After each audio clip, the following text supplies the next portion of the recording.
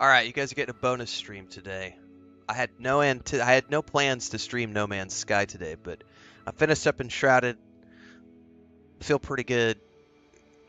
Chris is just taking a shower. She's going into relax mode, and I was like, you know what?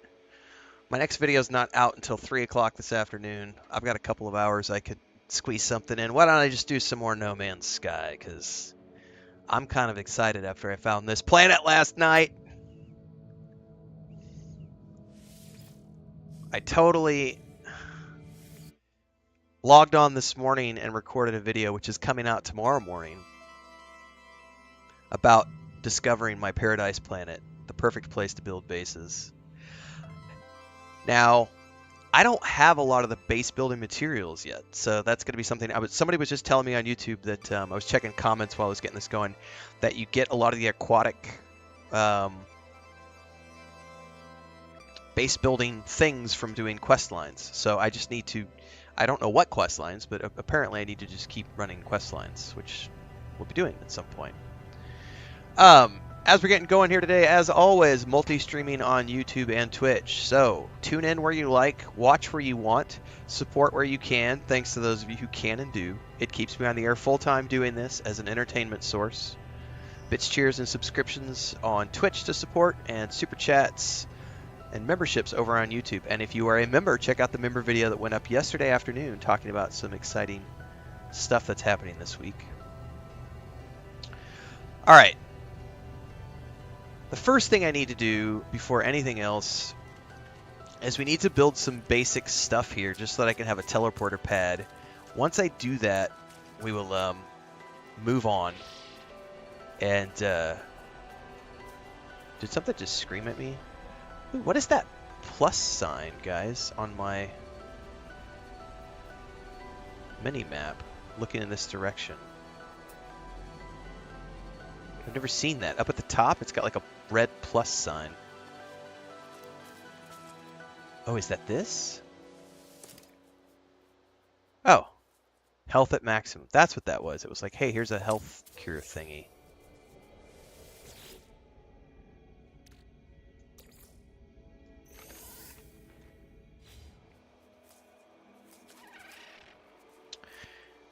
Okay, because it's addicting, says Tom Sneery. Hey, I have been having a lot of fun.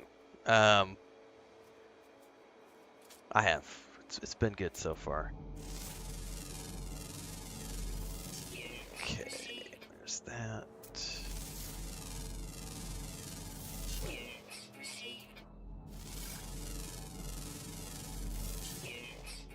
Add a light.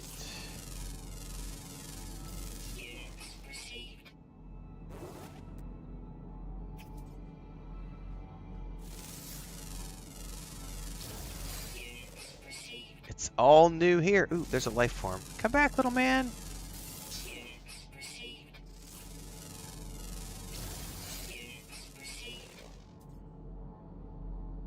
Armored clam, okay. I mean, I'm just gonna sit here and scan a bunch of stuff first, and then we're gonna see about placing some stuff. Oops, that one actually needs to be discovered. Nope, we're good.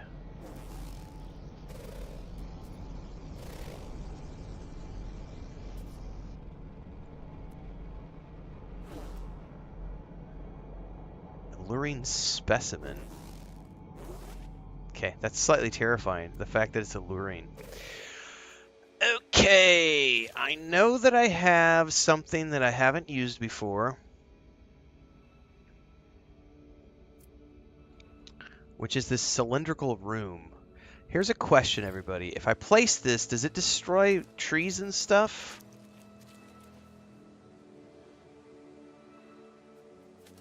I need pure ferrite. If I place this, does it get rid of trees? Or how does that work?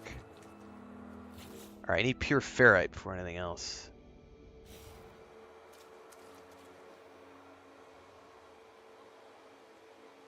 Make sure to upload your discoveries so no one else can claim your discoveries? I didn't know that was a thing. I remember I did this the other day. I don't remember where I did this, though.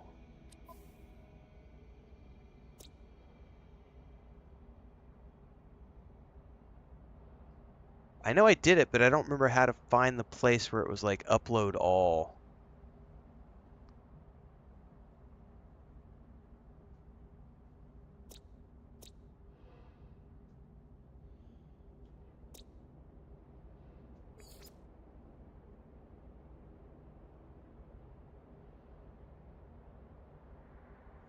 I don't see a, I guess this is just here. I can do them one at a time.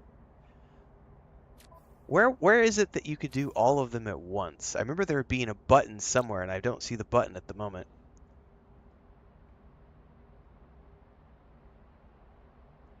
I don't remember how I found that.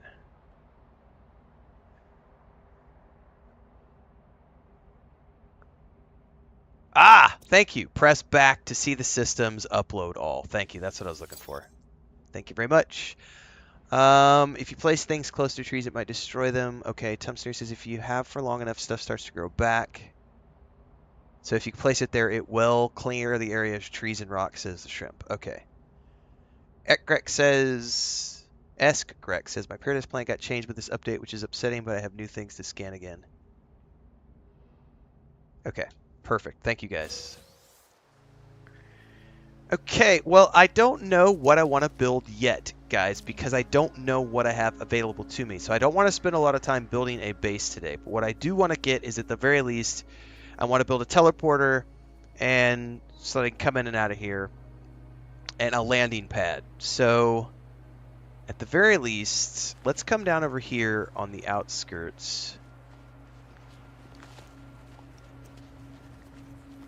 And I can place those two things down out here somewhere, and hopefully not ruin any of the landscaping. Let's start with the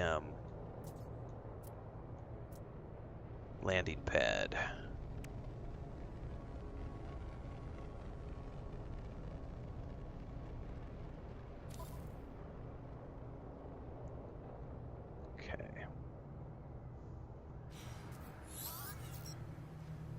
The landing pad's not as important as the teleporter, actually, so maybe I should start with the teleporter.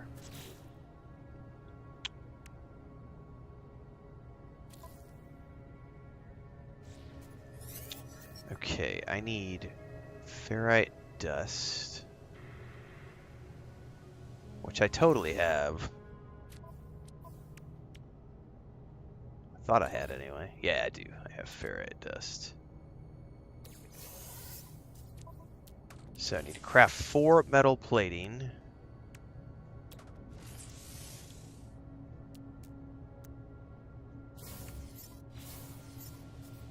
I need 2 nanotubes.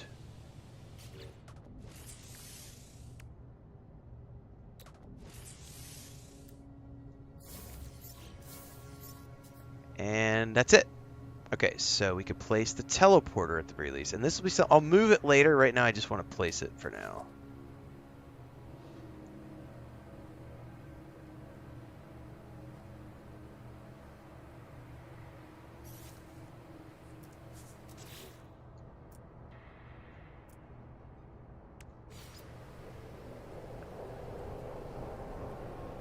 Put this right here. Hopefully this doesn't destroy anything.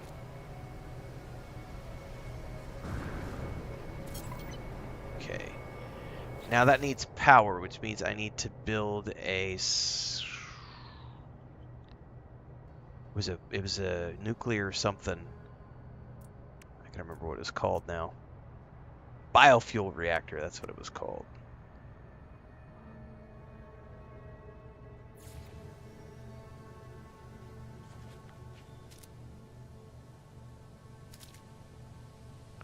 I need metal plating.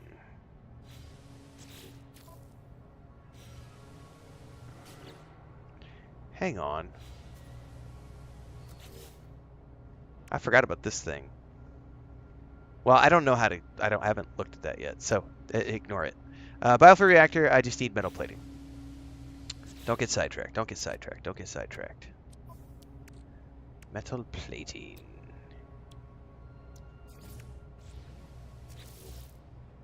Yeah, the problem is this planet doesn't have a ton of daylight, so it's from what I've seen so far, so I'm just going to place one of these for now. Long term, I should probably place... Can I wire both up? Can I wire a battery with a solar panel and the biofuel reactor to this thing? Or do I have to pick one or the other?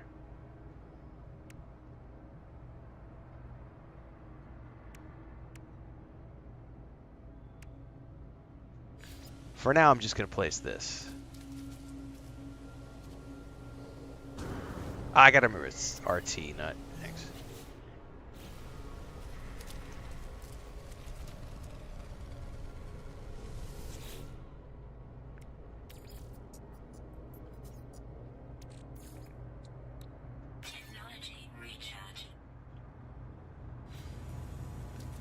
Okay. You could do both? All right, perfect. Long term, that's a good plan. All right, wiring.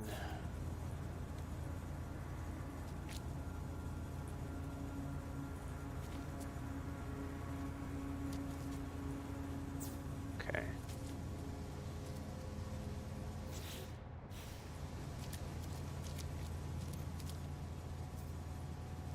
Perfect.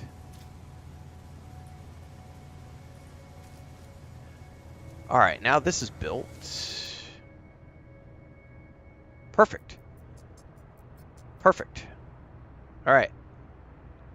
I have another one over on the worm side, but I don't have a teleporter there. So we can go between my first base and this system as needed. Okay. All right, all right, all right. We're good. We're good. Okay. All right. That was my first big step, is doing this right here.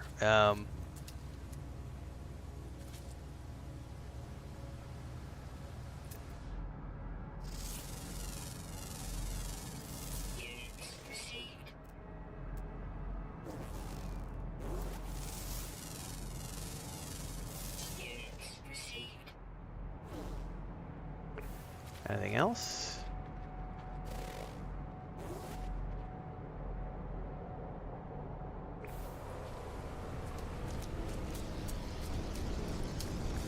I'm going to try really hard not to harvest anything off of this particular island, since this is where I want to build my... Oh, shit!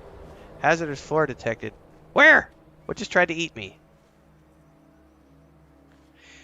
Somebody earlier, I don't know who it was. I missed it. It was in the chat somewhere. Someone said something about you can find an island, and someone else responded that I had already found an island. Yeah, this is the island.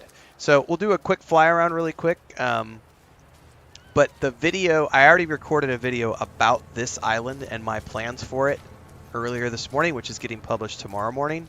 So the full details of this will all be tomorrow morning. What do I need to build a landing pad? I don't know that I want to do a landing pad right now, but let's just double check.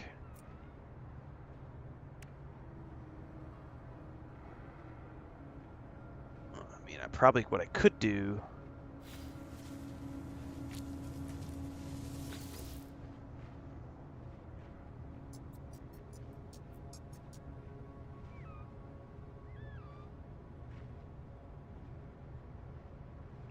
Yeah, let's do this really quick.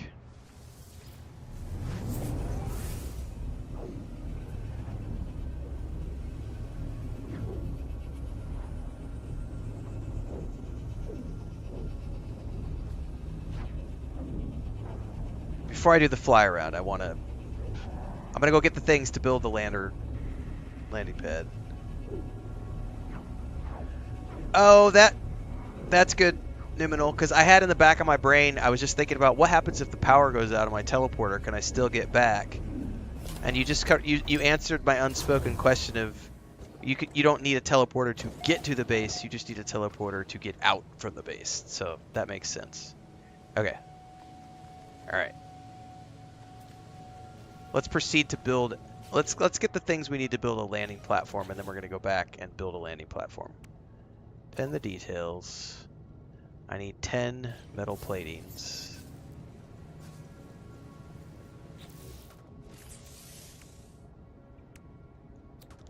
Okay, I may not have enough ferrite dust to do.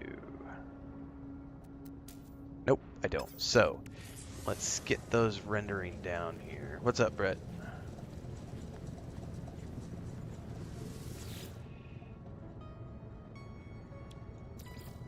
We may just need to do some harvesting today. Technology recharge. I know I have a bunch of it in here. Where's it at? Rusted metal. There it is. That should give me all I need.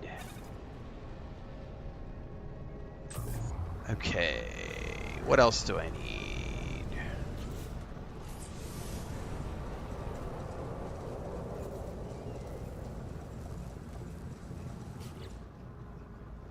I need one more ion battery.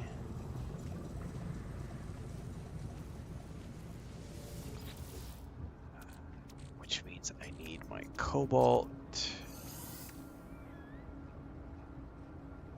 there anything else in here I need? Probably not.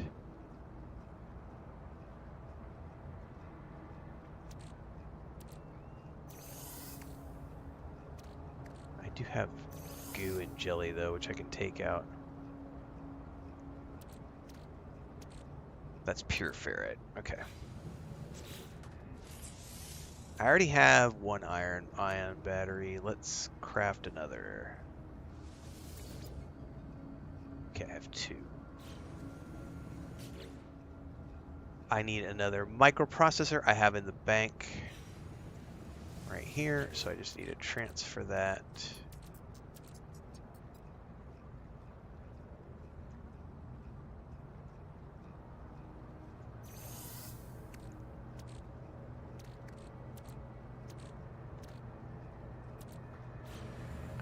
Alright, the only thing I'm waiting on, I think, is the ferrite dust to make the metal plates. Yeah, I do. I just, since I'm here...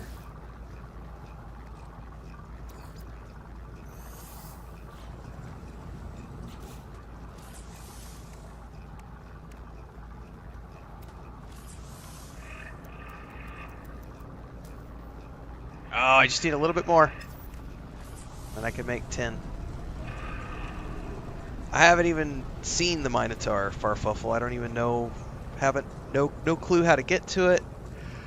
What I need to do to get to it. That's a whole nother thing.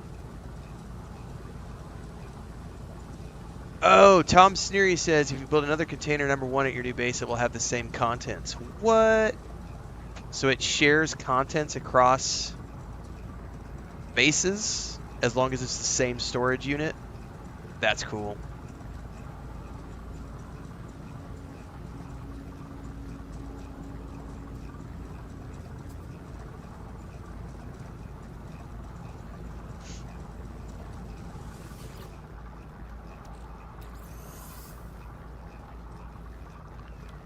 We're gonna burn all this junk up. All that rusted metal. Give me all the ferrite dust. Alright, I'm going to leave that alone. We should be able to make the 10 we need, then we can go back and place our landing pad.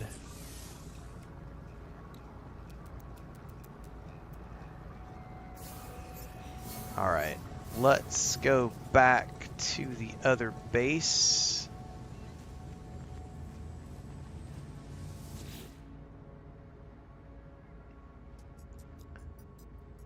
Okay, we're going to the island.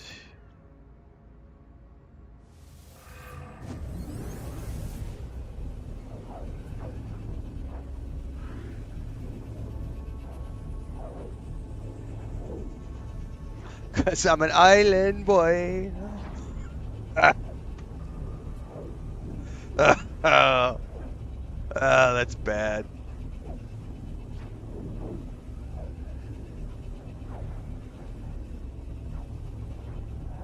That's probably, I don't remember how long ago those guys were relevant, sorry.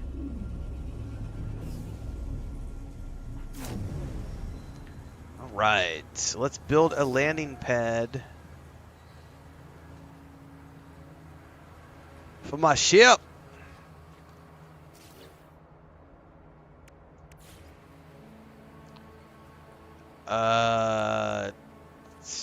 Toggle camera. God, this landing pad is much bigger than I thought it was. Let's do this. It goes straight up. I don't want to destroy any landscape if I can.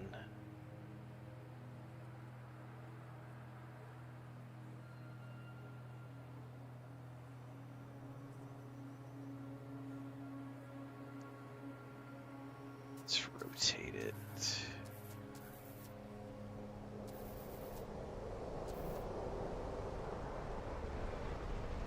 I wanted to get it closer to the edge, but it's not wanting to, I can't get as close as I want.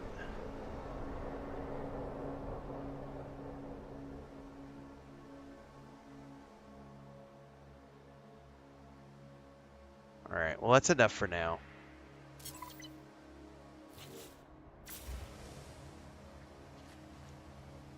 Alright.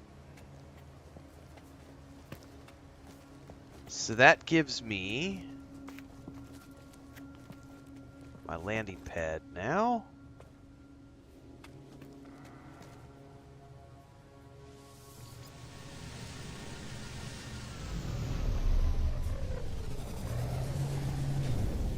Oh, can I rotate this so that my ship is always facing out to sea? Oh, my character was in the way? Oh, well then hang on, guys. Let me do edit placed parts. Move. Cannot build too close to starship.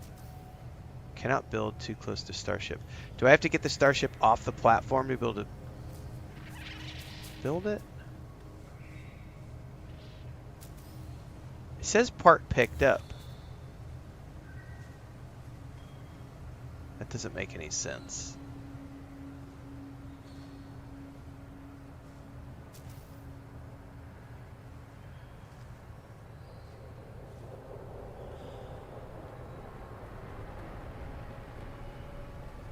So I guess I'm gonna have to move my ship to be able to move the landing pad.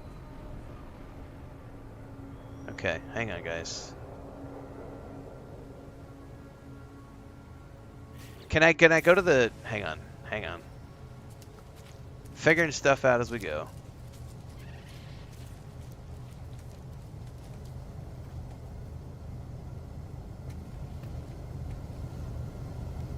I wish I could, like, tell the ship to, like, piss off, go somewhere else.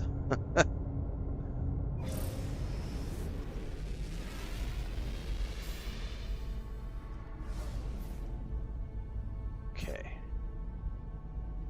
Let's come over here and land somewhere else on this rock.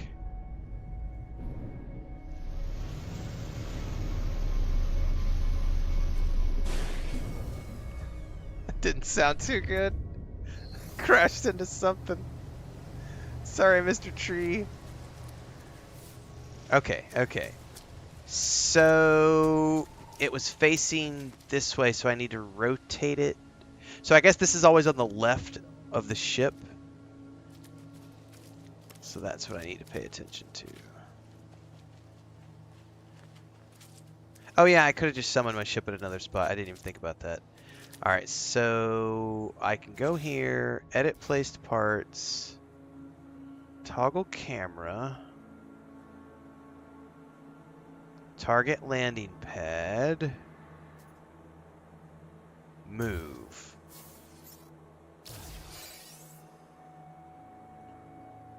Hang on. Oh, so I can have it extend out? Hang on, let's rotate. RB. Nope.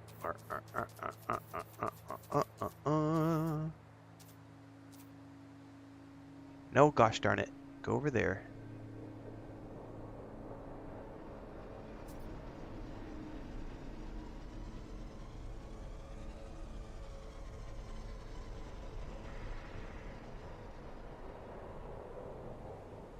Hang on. I'm not getting the angle that I want here, and I need to...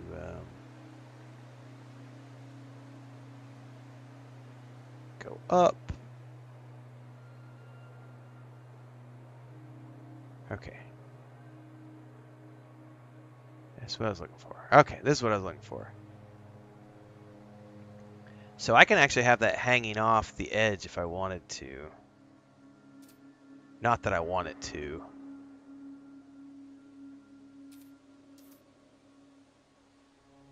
Something like that should work.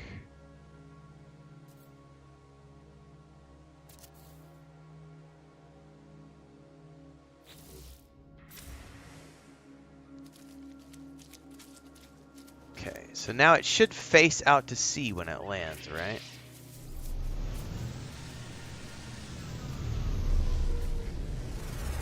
Yep, perfect. All right, that's exactly what I wanted, guys. So now I've got this beautiful landing pad, which for now fits my needs, and it points right out to sea. So I can come in and land from the sea, and I can take off to the sea.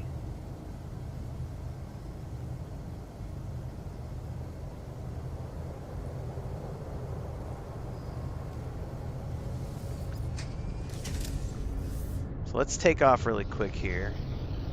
I want to check this out. So for those of you wanting to know, tomorrow morning at 6 a.m. Central, there is a video going live talking about my Paradise Planet and my plans for this place. So I have this island. It goes underneath the water. It's not a hovering island. It actually has an underwater section. And the idea is that I'm going to be building some sort of a base here that's a combination of an upper and an underwater. But I don't have any underwater parts yet. So this is obviously a long-term building plan. It's not something that's going to be happening immediately in, the next 3 streams, because I do need to keep going with the Atlas storyline. But for those of you who want to know more about this place and what I'm going to do with it, tomorrow morning, 6 a.m., the video goes live about my Paradise Planet and everything else we found here. So this is really cool. Brett, I'm going to answer your question here in a second. Give me a minute. So that's cool. I can take off. I come in here and I can go back and land right back here again. Very, very happy with the discovery of this place. We're going to land and it should flip me around to face the sea. Ah, that's fucking brilliant. Chef's kiss. Yay! Alright. That part of the mission is accomplished. From here I can keep going exploring Atlas storylines. Brett says, very random question. Do you cover costs and how you found land on your other channel? Obviously, I don't want to derail the gaming stream, so quick yeah or nah is totally understandable. No, you're cool. We can talk about that for a few minutes. So for those of you who don't know, I have a homesteading channel, which honestly, that used to be back in the day, way before I started doing this for a living. I made a living as a travel blogger for like a decade. Travel influencer is what it became, but I started off as a travel blogger because I was living in Bulgaria and then Mexico and Colombia and all these places, and I was traveling around the world doing the digital nomad thing. And that YouTube channel was originally where it just housed all my YouTube videos that were in the blog posts, because YouTube didn't used to pay money, and I never used YouTube to make a living. I was making money off of the website and the blog post, everything else. So that YouTube channel was always for where Chris and I, my wife would stick our travel stuff from when we were traveling, and then we would go around the world and work for clients and produce videos and photos and articles for magazines and stuff, and then we would post stuff from our travels to that YouTube channel. And then we retired, so to speak, because I went into full-time game development because I founded a game studio and I built an MMORPG, and then we did a point-and-click game and a tabletop game and other stuff. And so I went full-time game dev. So at the end of 2017, we did our last contract for travel blogging in that YouTube channel, and all the website and everything just went dormant. In the end of 2021, we bought the homestead in southeast Mexico. And then we moved here at the beginning of 2022. And we revived that channel after 5 years or whatever of not having used it, and converted it over to be the homesteading channel. So we put homesteading stuff. We don't do tons of stuff over there. It's like maybe once a month, once every few weeks, I'll put a YouTube short up or YouTube channel. But we do cover like all the stuff related to our homesteading stuff. So the longer answer to your question, this is a shorter answer, but the shorter answer is that yes, there's a playlist over on that channel, Brett. I think it's called the Mexican Homestead or something, and you'll have to go back on it, but we do cover the costs and how we found the land and everything else. The very short version is that this particular piece of property was a place that her mom had purchased and built like 20 years ago, and then she never did anything with it. She just rented it out for years, and then it came up, I don't know, like 8 years ago, maybe longer. It was offered to us. We were still traveling full time, so we turned it down. It was offered to us 2 or 3 more times. We turned it down. And then at the end of 2021, it was, the height of all the pandemic stuff, and we were living in Mexico City, and we'd been locked up in an apartment for like, 2 years, not able to go anywhere. And it was like, we were both like, we need to get out of the fucking city. Like, we're getting stir crazy here. So, her mom was like, hey, last chance. You want to buy it? Otherwise, I'm going to sell it to somebody else. And so we decided that was a good time to pull the trigger. And we do cover costs. I think there's a post on there that talks about how much we paid for the place. We did underpay because we got a good deal because it was her mom. And the interesting thing is that it has more than doubled in value in 2 years. And we've done, we redid all the wiring. We've done a whole bunch of stuff, and we've documented all that on that channel. So for those of you who want to know more information about that stuff, that's a completely different project. It doesn't get very much content, but it is there. And then everybody else who's new as well, I also, my brother has a cattle ranch in Missouri, in southeast Missouri, and traditionally, Chris and I split our time between those two places, but when we moved to the homestead, we kind of have been hunkered down here for the past 2.5 years, building this place up, and we have a bunch of animals. Like Chris has meat chickens and egg chickens, so we got like 30 chickens. 2 of them are actually brooding right now, so we're gonna have some more. We've got 8 cats. It's not a big piece of land, but the reason I mention this is because I just was up in the U.S. in June at my brother's place. They just moved and did a huge multi-million-dollar expansion. And I am managing all of the social media for them and doing all of their video content and everything else. So if you're interested in ranching, the day-to-day life of a cattle ranch, cow-calf operations, you like eating meat, you want to get meat directly from a rancher, you want to watch stuff about rodeos and horseback riding and all that stuff. It's basically Yellowstone, only in Missouri. That's another project I'm working on. All that stuff gets shared to the Discord. We have a crafting / animals / gardens / whatever section of my Discord where we talk about all that kind of stuff on a regular basis. And if you want to know more information about that channel, you can find stuff there. It's a Smiling Bovine Ranch. I've linked it a few times in some other places. But I think I'm going, maybe October, November, I might go back up for a few months. And then we'll definitely be out next year up there for a few months. But traditionally, Chris and I used to spend about half our time down here and half of our time up there. So, but yeah, like right now I'm on the homestead. So we're down by the border of Guatemala and the tropics. It is cooling down finally right now, but it's still hot. It's still getting up to like 95 and during the daytime, 90, 95. But we have a nice place, and this is what I've talked about this in other places, but for the new people, this is one of my benefits is I own everything, so we have no debt. It's paid off in cash. We don't have mortgage, we don't have car payments, we don't have credit cards, we don't have any of that stuff. So that's one of the reasons that I get to just do this full time. Because a lot of, we've had people in the past, how is it possible that you can be a full-time YouTuber and full-time streamer and you've only got, 30,000 followers in your channel? And well, because I don't need $20,000 a month to survive. It's like everything's paid off. So I just get to kind of do what I want to do. I'm not retired, but we've been very fortunate to get to do all the things that we want to do and travel all the things that travel all the places we want to do. I think the only places that Chris still wants to visit is Egypt and Japan. And then I wouldn't mind going back to I wouldn't mind going back to Rome a couple more times. I really like Rome and Italy. And I think we both have in the back of our minds, if we ever get wealthy enough, we'd like to buy a a piece of property in Ireland because we both really like Ireland. Or Spain, either one of those places would be great. Spain would be the easier one because we both speak Spanish, and we have a lot of good working relationships in Spain because we've done a lot of work there at the government level with the tourism boards and stuff. So it's easy for us to go to like Costa Brava in Barcelona, and we have lots of connections there where we can go and say, hey, we want to do something here.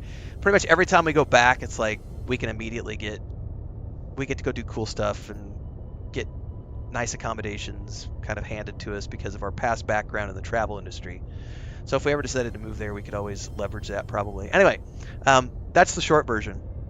Thanks for coming to my TED Talk. You don't have any connections, Brett says, so it'd be more difficult. It's not that difficult. It's a little bit different here. Not everyone, you don't really need a real estate license here. It's much more, by the way, the daytime change here is really cool. The big thing is going to be, do you want something in the city? Because if you do, you're going to pay similar to what you would pay in many places in the United States. Like Mexico City is an example.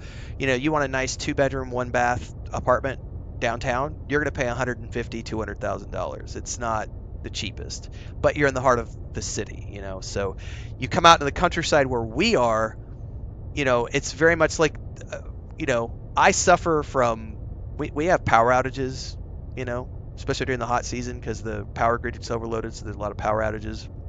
We're 2.5, almost 3 hours from the nearest city.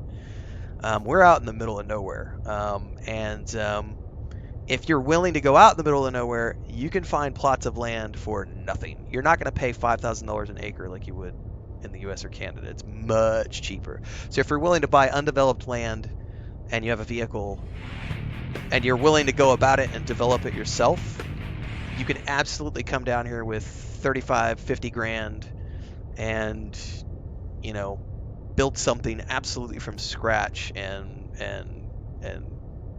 have fun with it.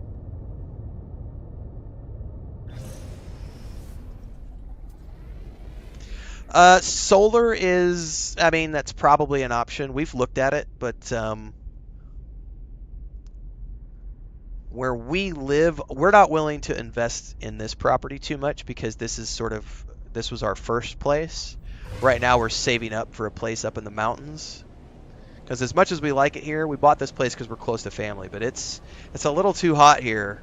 Like April, May, June, it's 115 degrees with 90% humidity. It gets a little brutal in the summertime. We definitely would like to buy a second property up in the mountains, and that's where we're sort of looking to build the forever home. So that's really my only goal. If you're a member of the YouTube channel, I've got a bunch of videos talking about it here on this channel as well. We've talked about this, I think, a couple years back. Sort of the long-term projects that we have going on here. I just do this because it pays the bills. I love video games, and I love watching films and doing reviews and stuff, and I'm, I get to make a living on this. So right now we're just saving everything and saving up for the next piece of property, and then we'll turn this into a rental unit.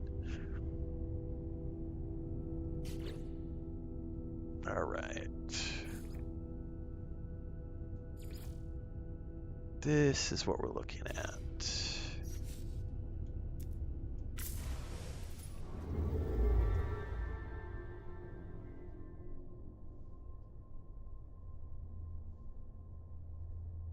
Tom says, yes, always on the right side because it's made in England.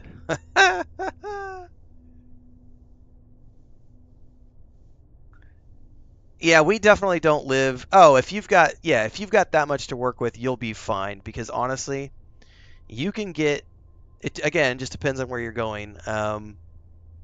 As an example, there was a guy here. I would have to ask Chris what he was charging. I think it was $1,000 in. Oh, I could. Hang on. I'm gonna go look this up before we jump because it's gonna drive me nuts.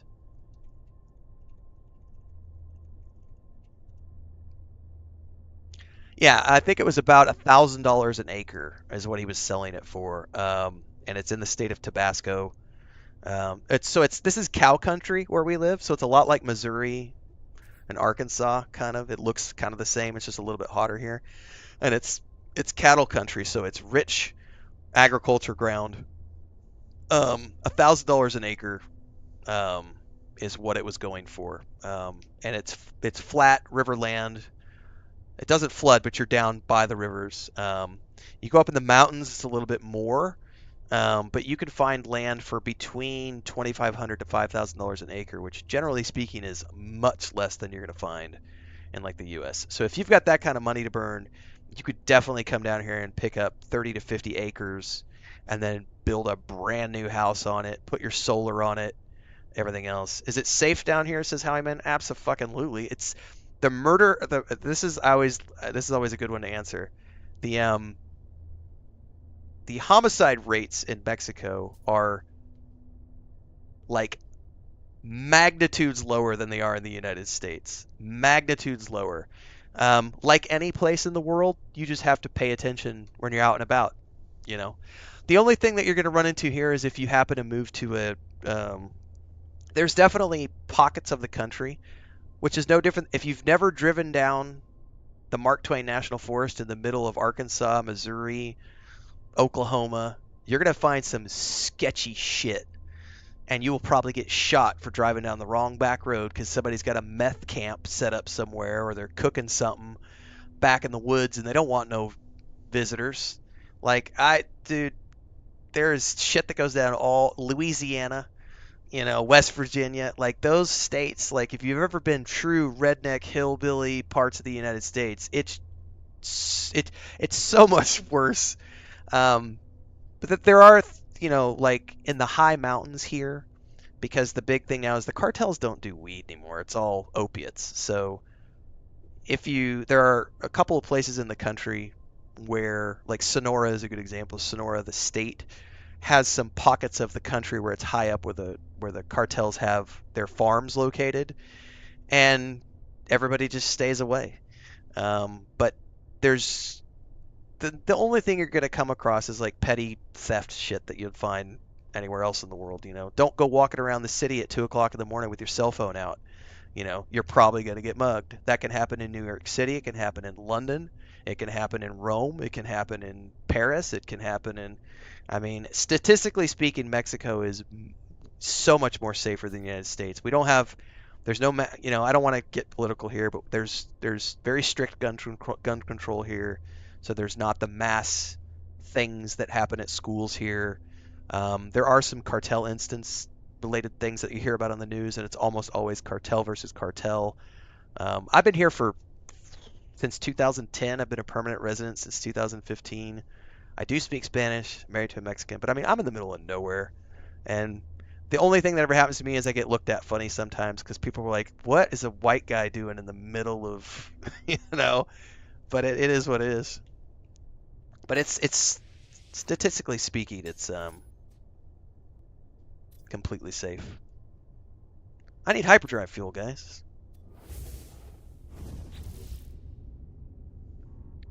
I think I have some more warp fuel. Yep. Technology recharge. Not a lot, but it might be enough to get me where I need to go.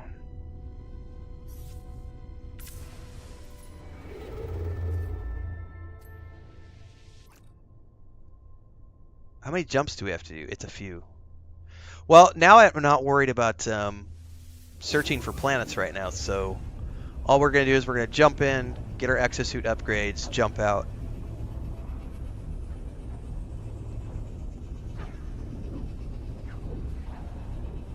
Absolutely numinal. The media portrayal, especially if you're watching like Fox News, CNN, and if you're consuming like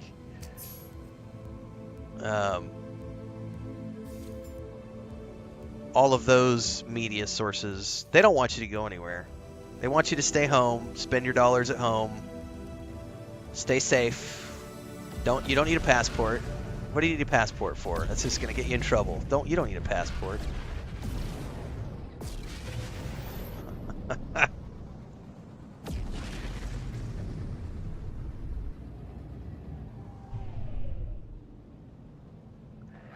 But that's like, I remember I lived in Bulgaria for a few years as well, and at the time I lived in Bulgaria, it was after the wall came down, and so it was a post-communist Bulgaria. Um, very much pro-West, but still had pockets of like, we hate the West because that was the Cold War. East hates West for so many years. And I remember going there and living there, and people were like, "Oh my God, it's so dangerous," and I was like, "I'm not in any danger whatsoever. Like, there is no danger living in another country as an expat, like, or as a, whatever you're doing there." I remember the only time I ever saw anything happening there was definitely mafia stuff that happened, but it was always mafia versus mafia. So like, there was an example of like, there was an accountant who had published like a tell-all book, and he had been an accountant for like the mafia for years, and it ended up,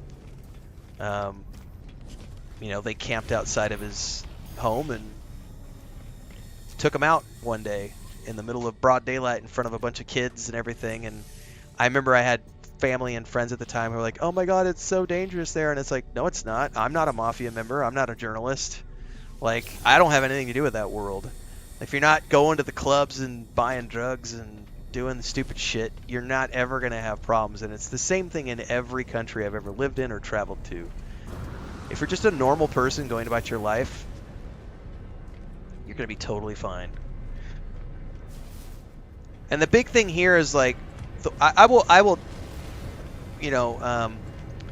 to speak good of the country where I live right now, Mexico is doing very good things. The president, who's currently the president, has done great things for the country. We have an emerging middle class. The peso has been rising against the dollar for like the past 2 years. They built a new train that connects both coasts, both oceans. So we now have the ability to cut off the Panama Canal and route things through Mexico now instead of the Panama Canal. The new president they just elected, Claudia Schiffer, I think is her name. Not Claudia Schiffer, that's an actress. What am I thinking? Claudia something. I forget her last name. She just got elected president. She's of the same party as the current president. She's coming in. She's a climate scientist. She's been the mayor of Mexico City for the past few years. They're legalizing, like, marijuana has been getting legalized here for the last few years. It's about to become recreational legally, just like in Canada. They've been putting all the legislation in place for the farms and the grow facilities and the labs, and the storefronts are the next thing. So, I mean, the country's doing very big things, economically speaking. We don't have the same inflation that's going on everywhere else. We're not at war with anyone. Gas prices have stayed the same for like the past 5 years because Mexico owns all their own oil refineries. There's a lot of good things here that the media never reports on. Again, every country has its downsides. There are definitely downsides here as well. One thing is that, everything moves so much slower, and that might sound cool and it might sound relaxing until you've lived here for a few years and you want to get shit done, and it's like, oh my God. So here's an example. It took us, I think the whole process of buying the place, I think it's documented on the other website. The whole process of like buying the place and getting it titled and everything else was like a year. And then just to get our address, like when we first moved in, we didn't have a physical address. No one had ever put an address. The house had been here for 20 years, never had a street address, ever. It's not even on, it's still to this day is not on Google Maps as a structure. It took us 6 or 7 months from the time we filled out the original paperwork to get an actual street address assigned to us. And to this day, we still have issues with like when I order stuff from Amazon, if it's shipped by Amazon, I can get it delivered here because Amazon drivers use GPS.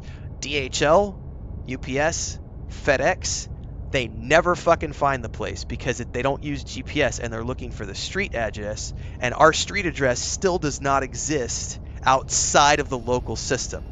Things like that, we'll do it tomorrow. Yeah, things like that will drive you nuts when you live here long term. That kind of stuff can get a little aggravating because it's like you want to get something done and it's like, every once in a while I want to order something off of Amazon and I always have to double check, is it coming from Amazon or is it a local is that person sending it on their own. If it's not being shipped through Amazon, I have to contact the seller and be like, hey, can you please use this other service, because I know they'll actually check their GPS.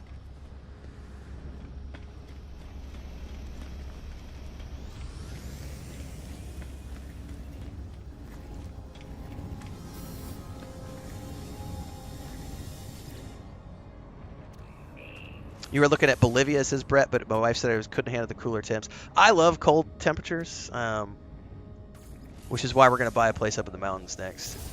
Chris was born and raised here, but even she, this last summer, one of the reasons is because the neighbor cut down a huge shade tree that was like covering the kitchen portion of her house, and the only thing that's air conditioned is my office.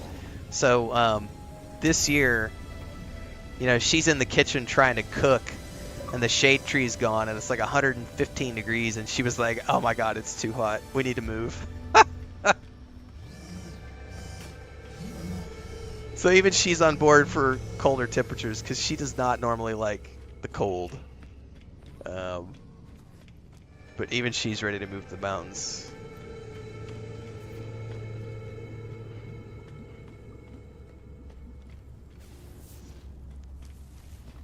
Right, exactly. That happens in Chicago, Detroit, LA, any major city. That kind of stuff will happen. Yeah, I love the cold. I am a sweater guy. I love sweaters. Give me sweatpants, sweaters, a cup of hot chocolate, a cup of hot coffee. A little bit of something to go along the side, so I'm caffeinated, medicated. Big fan.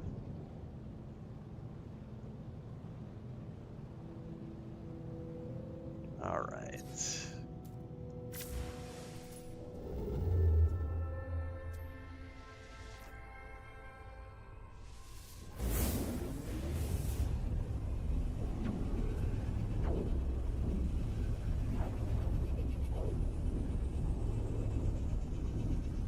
Beanies. So I wear a beanie in a lot of my videos. It's actually sitting right here. I love beanies, man. Big fan of beanies and coats. It's funny because like I have a whole bunch of winter stuff because I used to, when I was living in Bulgaria, they have some pretty cold winters. Missouri has some cold winters, and I lived in Colorado for 12 years, so I've still got a bunch of cold weather gear from when I lived in Colorado. And I haven't had to use it since I moved. Like I think I've only used my cold weather gear when we were in Ireland in 2017. What is that red thing right there? Is that like an asteroid? It totally was. Alright, let's grab our upgrades.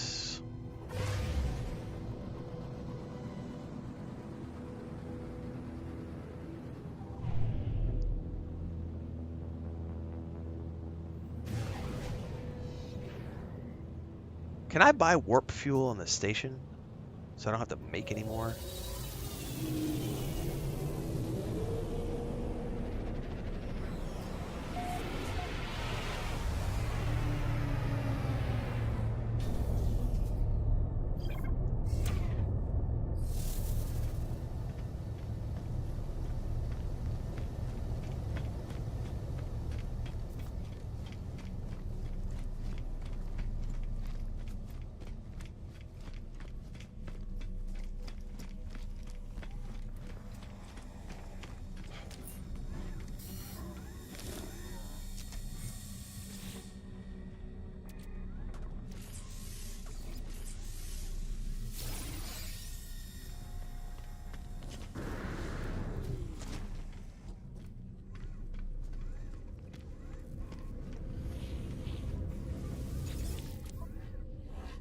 Stable plasma. No, I don't see any warp fuel. Oh, I can feel the nap creeping up on me.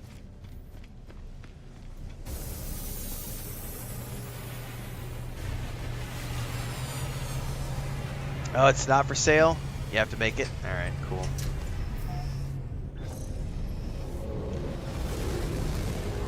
Fall cold is as cold as you like it, Rick? What is this place that has like a magenta glow around it?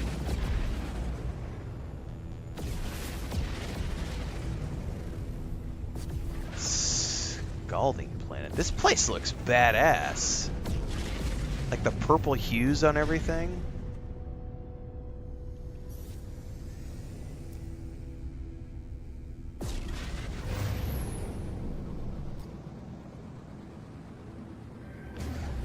Yeah, I do love beanies and sweaters, man. Hoodies are awesome. I don't get to wear them too much here because most of the time it's not, you know, usually around November, it'll start cooling off enough that I can wear a sweater. Like November, December, January. Oh, it's corrupted if it's purple. Okay, that makes sense. Oh, look at that ship. That's like an X-Wing or something, dude. Birkin's ship, it's a fighter. That's pretty cool looking, man. Ooh, I like that one over there too. Hold on, we're about to go. What is this? Like, the only problem is I don't like these little upright wing things they do, man.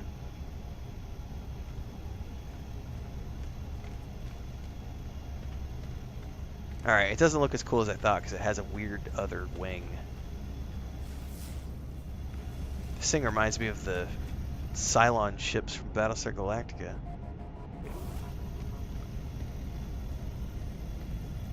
Alright, don't get sidetracked. Exosuit, that's what we're here for, exosuit. What does corrupted mean in the conversation of corruption?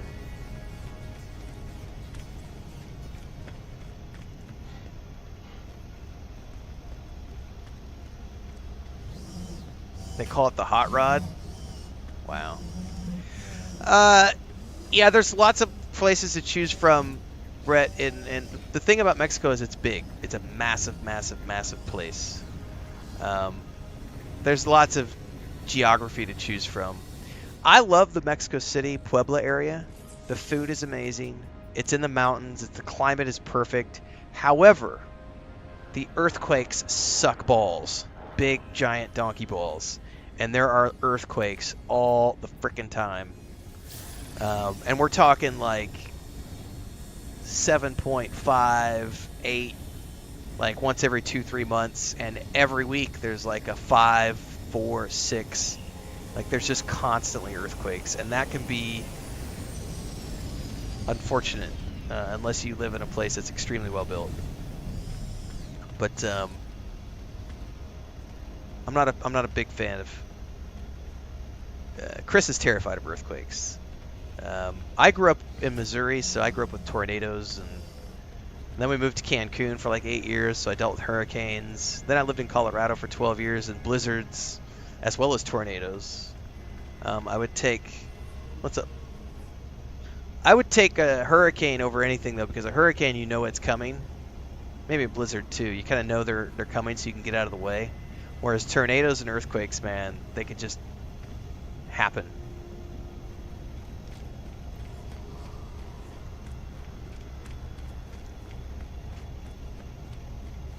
All right, this is what I want right here. Look at this, guys. It's got these fans. I want one of these. I want one of these. What is this? What kind of ship is this? It's a hauler. This is what I want right here. I want one of these. How do I find one? Where do I find one? I've seen those in videos where they have like the fans turn around and stuff. I would love to have that ship right there. That gives me a goal to shoot for. Faulkner says, I thought you were playing Enshrouded all day. All day? No. No. I did my Enshrouded stream. Finished up, and I felt good enough to come to a second stream. Oh, that's from the Adrift expedition. Okay, guys. Thank you for that. A question about expeditions. Once they're done, you can't go back and redo them, right? They're kind of like seasonal, so once it's there, you do it, and then it's gone, and then you do the next one. Is that how those work?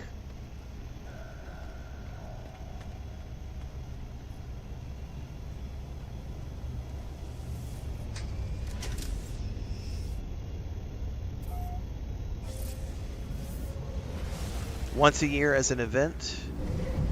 Okay. But yeah, I did a 2-hour Enshrouded stream earlier today, and then I got everything I needed to do done. I've got some more footage I'm going to shoot tomorrow on my own, and then, excuse me, I'll have an Enshrouded video out middle of the week covering the new update.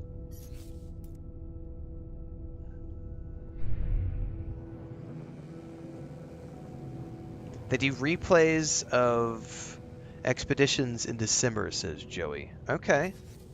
Something to keep my eye on them.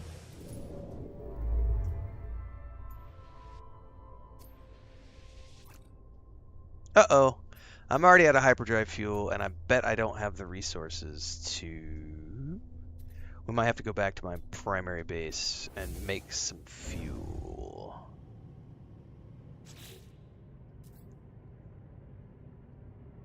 If I had to guess.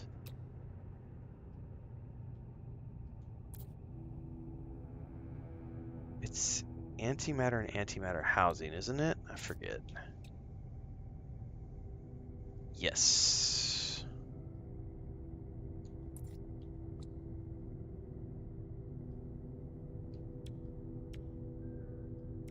Okay.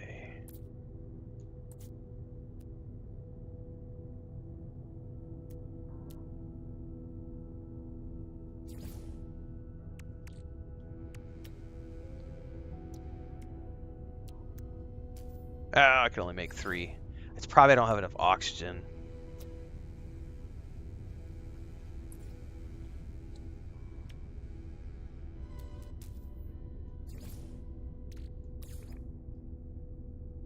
Technology recharge. Okay.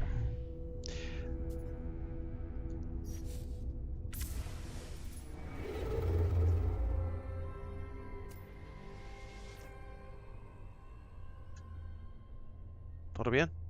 ¿Ya comiste?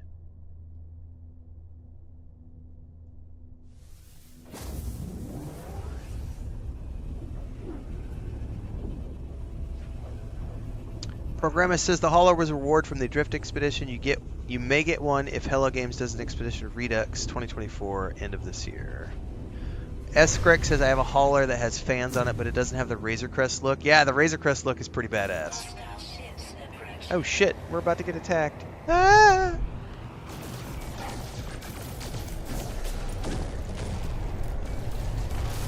Stupid pirates.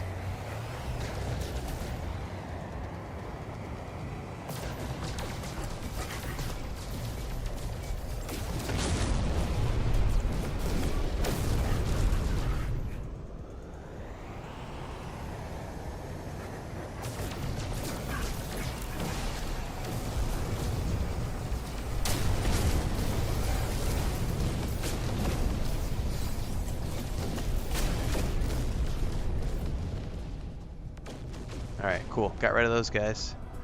There's another one. I don't want to deal with you guys. Screw you. Oh, I'm gonna have to.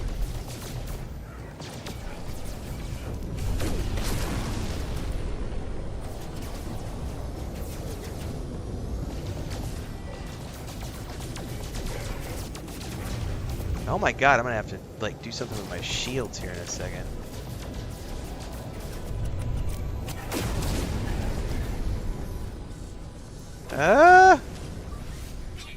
There we go.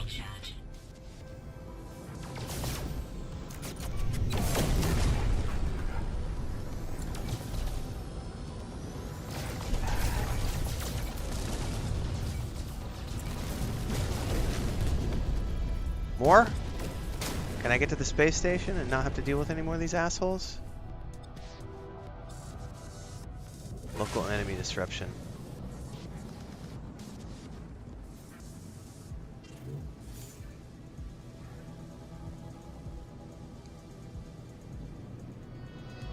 Yeah, I already have a freighter and I'm not doing anything with it, so I'm not going to try to get a second one because it does me no good to have it.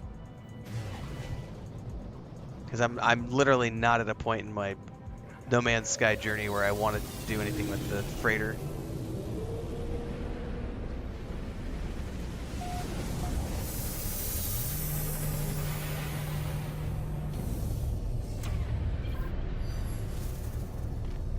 Let's go grab this update.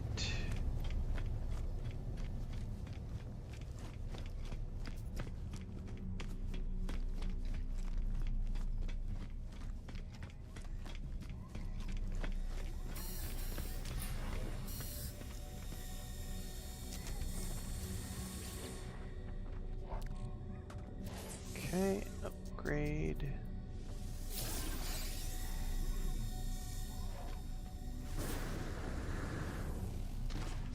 One of these days I will stop mashing the left stick to run, because it's run in every other stinking game I play, and only in this game is it the right thumbstick.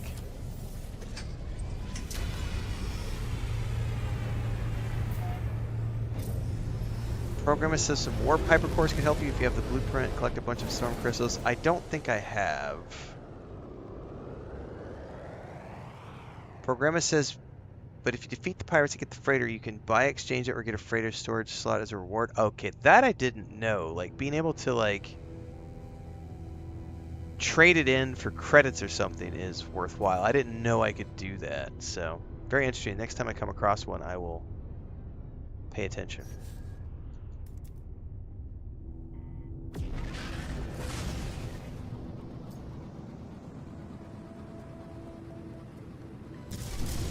Oh, maybe don't run into the asteroids.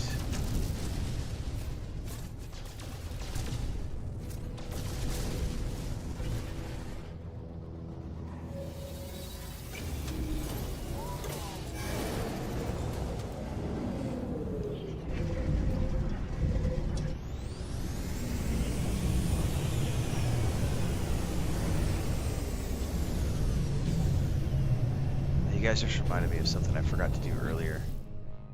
Discoveries. Upload all.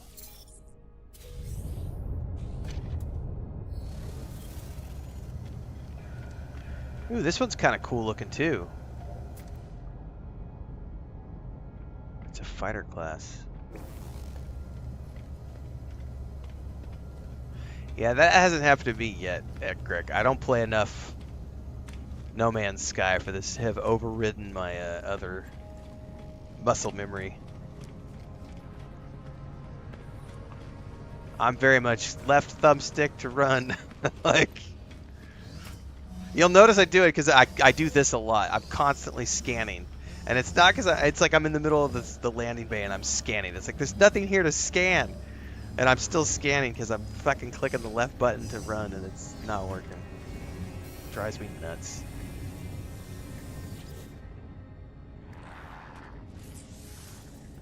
So are those slots already open?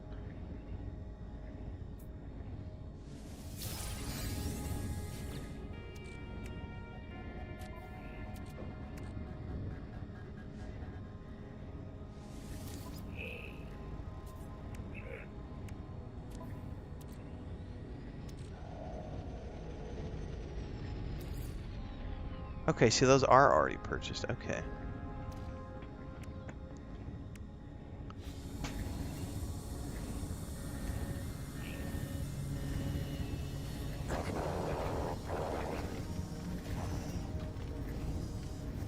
Oh my god! Collision on players is never a good thing.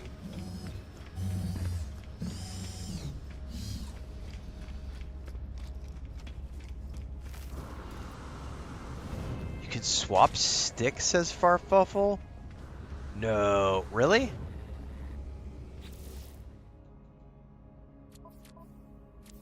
On the Xbox? Because I didn't see the option to rebind keys on the Xbox. There was the option to rebind keys on the mouse and keyboard version.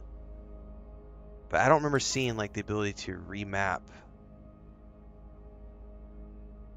Ah, hang on. Sprint scan button layout.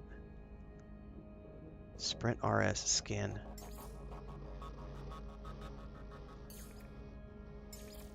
That doesn't change. What's the difference?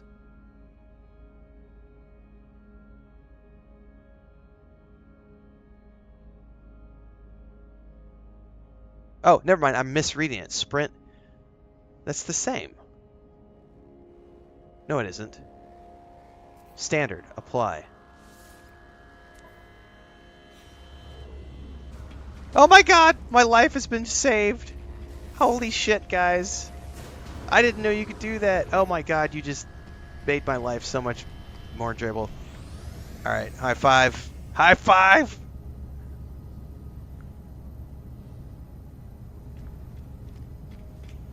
That's huge. Thank you so much. Oh, it's so much better. Yeah, because this is like playing The Witcher or something now, where I'm hitting the right thumbstick to do the scan, and I'm running with the left. Oh, that's so much better.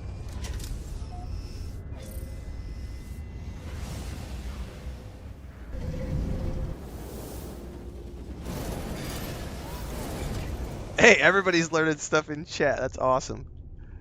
Oh, that's great.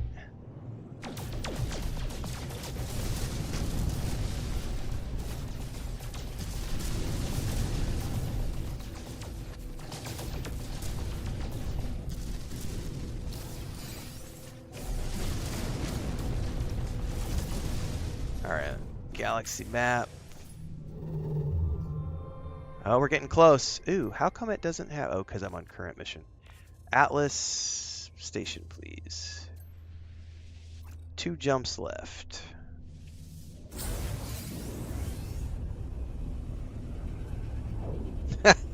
Farfuffle, that's twice today. You owe me.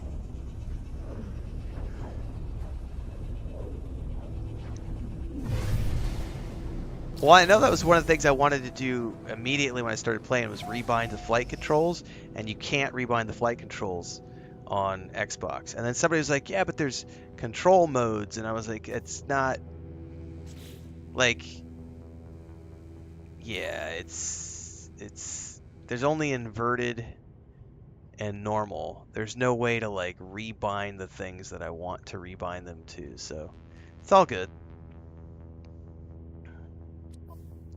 I've learned how to pilot my ship a little bit better in this game now. It's still, I went back to play Starfield the other day, and I hadn't played in, I don't know,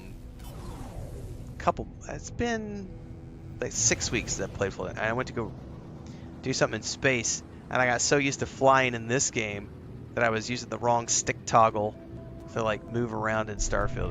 It was quite funny. It took me about an hour to get back into it.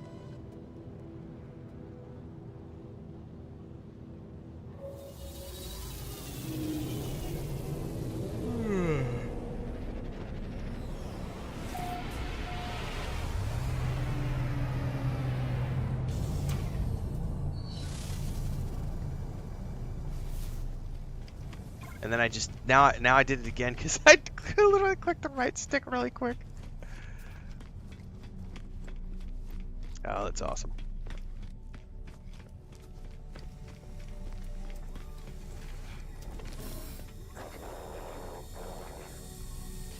All right, we're getting close to maxing out this next line here.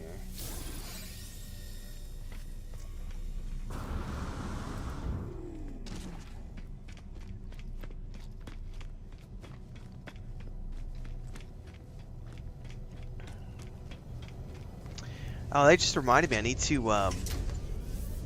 to install Star Citizen on this machine and go check that out. Now that I got a new rig, because I haven't logged in a few years, and somebody was telling me that they have some controller support, which I wouldn't mind checking out because I don't think there was anything there the last time I checked. That's the one game I said whenever Squadron 42 gets here, that's the one game I would go out and buy a HOTAS, an actual flight setup for.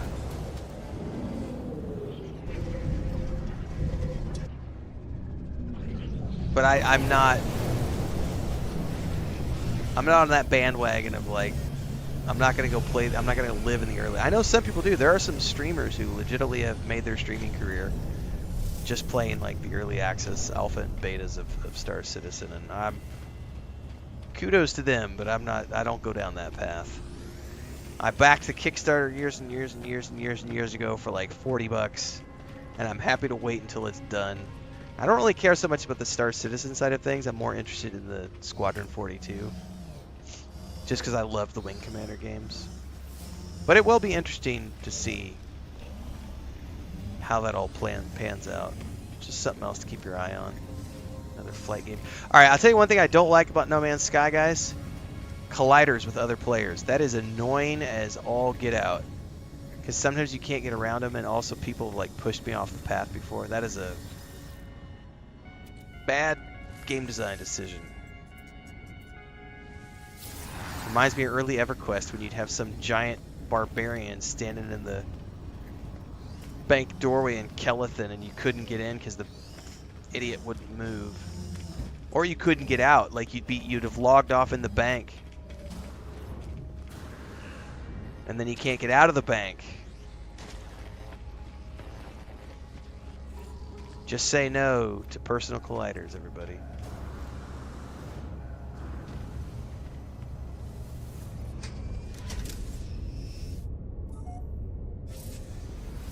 Alright, I think this is our last jump to the next Atlas module. Renfail says, I wish there were a few extra ship controls. Jets for up, down, left, right on Elite Dangerous are awesome.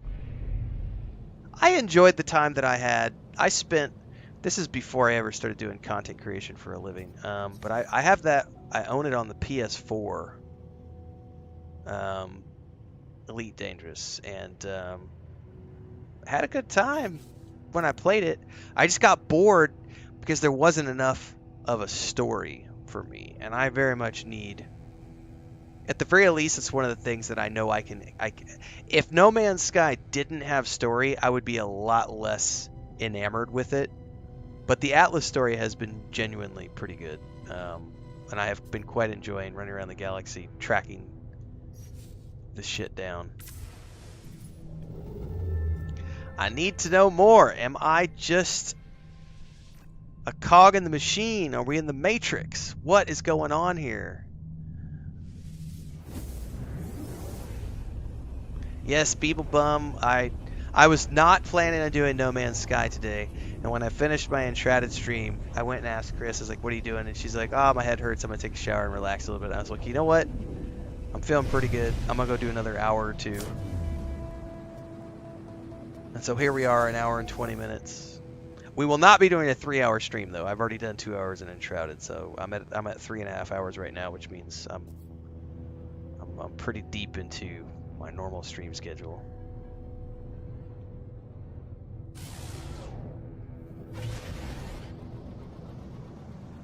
But I was able to build my teleporter on that new planet where I'm going to build my base, so I've at least got that place saved now, and I figured we'd at least, at the very least, go do the next Atlas station. Progress this storyline a little bit.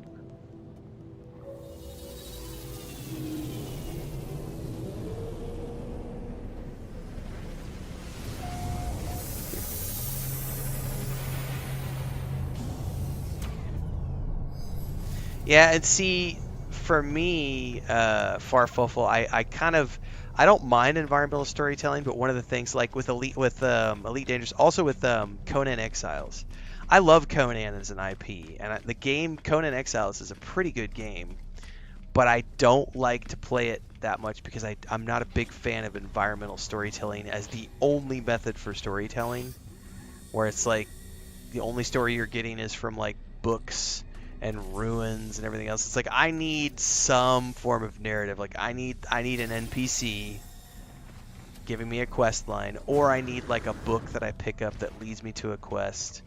But I need some sort of like narrative structure to my quest lines for me to really feel compelled to play a game.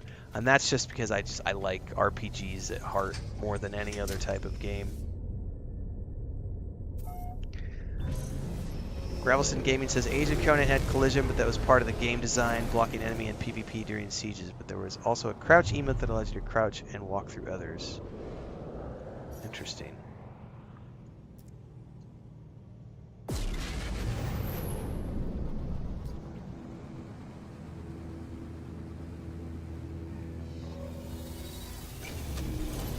Guys, Gamescom this year is going to be so fucking lit. Have you guys been paying attention to all the stuff that's coming to Gamescom this year? Like, I'm just like, every time I see previews popping up, my mind is like blown. Can't wait. And I need to go make a video on Baldur's Gate 3 and the 1-year anniversary, because Larian just spun up a new YouTube channel. And everybody's making the rounds, because I think yesterday was the 1-year anniversary. And that was the first big boost for my channel.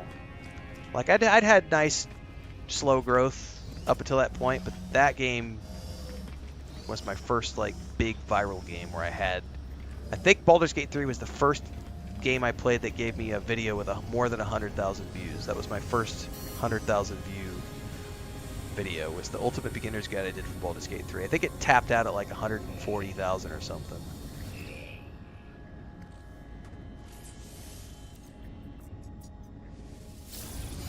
Can't wait to see what Larian does next. They have two big games in the works. If I had to guess, one of them's a Divinity Sin game. I don't know what the other one is. It's probably a licensed product if I had to guess. Farfuffle says, I agree, I need my hand-holding to understand the story. Yes, please. I'm like, hand-holding, and also, like, somebody pointed out in Star Wars Outlaws, you're going to be able to turn off the yellow paint on ledges for those people who want a more immersive experience, and I'm like, no thank you, I want the yellow paint. I'm pretty good at figuring things out by myself, but there are times when I'm maybe a little more medicated than I should be when I'm playing, and I need that yellow paint to tell me where to go.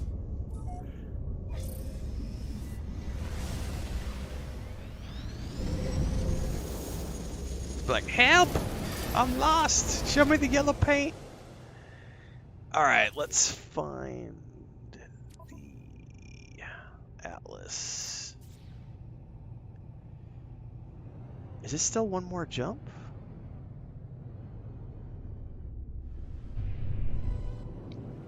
Man, it looked like it was right here.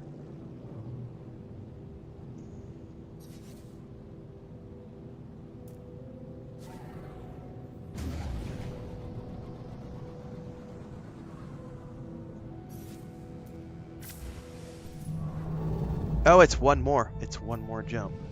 Wait, is that? Okay, yeah, that is the right. Okay. One more tiny jump. Because the black hole was almost on top of it, so I was like, is it the right place?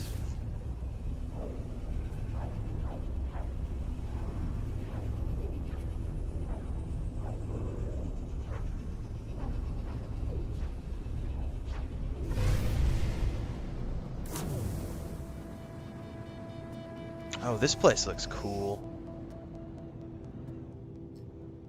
Oh. Okay, I was like, why did it just go to like a cutscene? Oh, I got a journey milestone. Warped 30 times. Let's just go straight to the Atlas.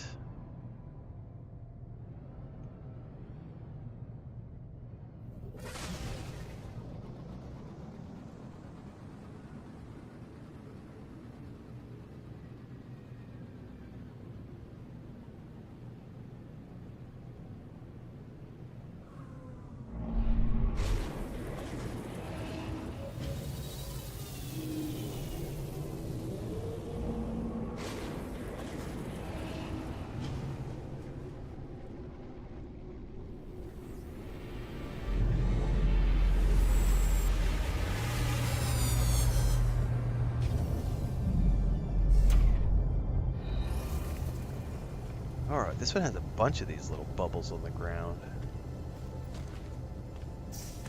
Let's grab all the bubbles.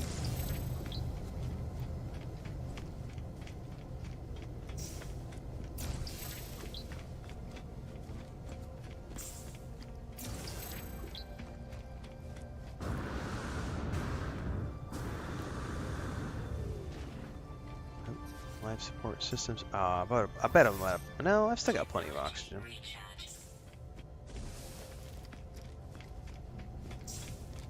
Man, this one has a whole bunch of these little bubbles. Way more than the last one did.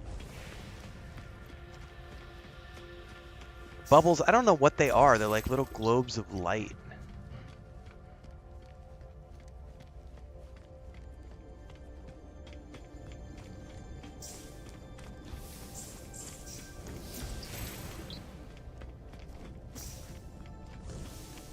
Learning lots of new words. Pretty big repository here. Ooh, I just got an achievement. The languages of POW? Is that what it said?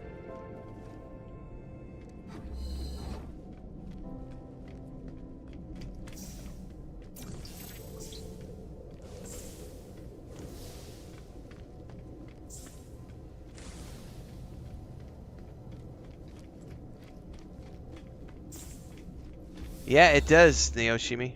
These little bubbles have been teaching me the Atlas language. I've been able to understand a little bit more each time I've come in here, too. Oh, what just happened there? That's the first time I've seen that. Alright, did I get all the bubbles? I think I got all the bubbles.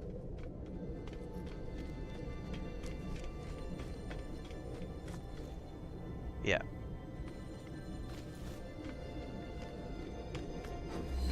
This one looks a little different, doesn't it? I'm imagining things. Warp cells, yay! Means we're not done with our journey yet. If they're giving me more warp cells, we're not done with the journey.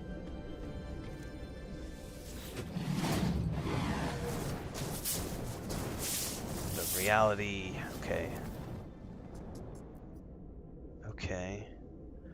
I was born with everything I needed to explore these worlds. My exosuit, my ship, every tool and every impulse led me to scan and give name to whatever I could find. But this, I can give no name to what I see. Within the orb, I see worlds that never were. I see the stirring of something primal and undeniable. I see the death cry of a god, or something approaching it. It wants me to persist in this journey, seeking fragments of its interface, the stones of the Atlas. It rejoices in my repetition, my compliance, my cloud of unknowing. Let's concede. I commit myself to the voyage. In all things I am ready. I will not falter. Okay. Ionized cobalt.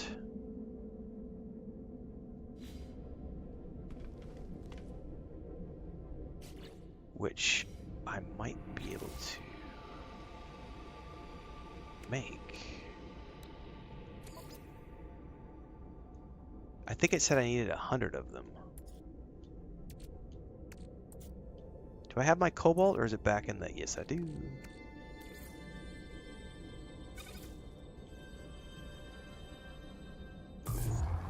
However, this is going to put me pretty low on cobalt, so I'm going to have to go do some more harvesting at some point.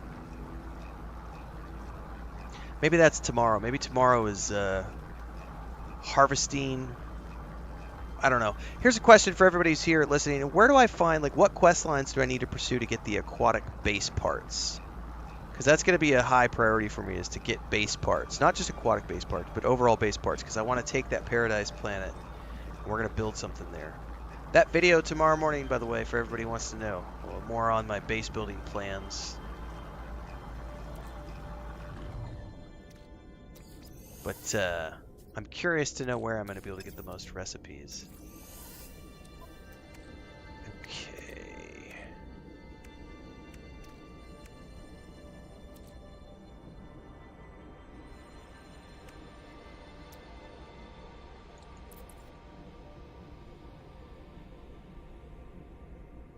This is an Atlas seed capable of resonating on human telepathic frequencies. It may attempt to subsume any subordinate intellect in close proximity. Alright, well, I've built it. Dreams of the Deep, says Beeblebum. Beeblebum is quick on the buzzer. We'll give you... The quest will start after about 10 warps or so. Dreams of the Deep. Do I even have that yet?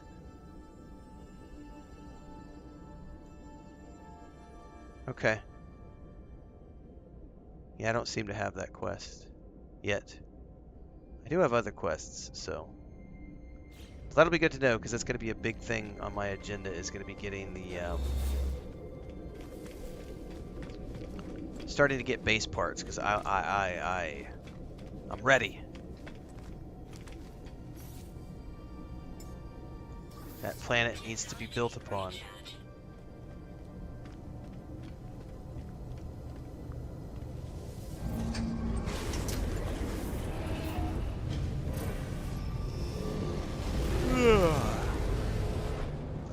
Alright guys, I gotta call it here. I'm 3.5 hours in. I'm tired. I need my nap. I did not take a nap the past 2 days and I suffered for it. So, tomorrow morning, same time, same place. Programmer says you're gonna get a distress signal, but you can ignore that. If you ignore it, the quest will not start. I've definitely come across distress signals that I've ignored. So hopefully they pop up again. Hopefully it pops up again, because I've had like multiple times I've been in warp and there's been like a signal coming through and I'm just like I'm on a mission. I'm ignoring it. So hopefully it comes back around. Tomorrow morning, is tomorrow Monday? Yes. Yeah, more No Man's Sky tomorrow. I may do another Enshrouded stream later on in the week, but I just really only have one video that I want to produce around stuff. But I'm wrapping up my Modern Warfare 3 playthrough. Probably need 2 more days to get that done. It's a short game, like 5 hours, 6 hours, campaign only. And we'll be cycling No Man's Sky primarily. We've also got my Red Dead Redemption 2 playthrough, which I'm going to be doing in the afternoons. Monday nights is EverQuest 2, so for those of you who want to check that out, I think this Monday night is our last session, or next week. I think the 8th is our last session, so I think we have 2 more weeks. Let me check the calendar.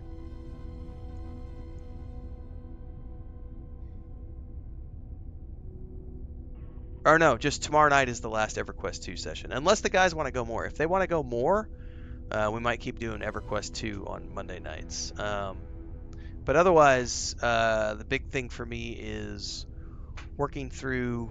I got so many plans with No Man's Sky now, but really we're working down towards the 22nd, which is the launch of the War Within for World of Warcraft, and then the 27th is going to be my Star Wars Outlaws playthrough kicks off.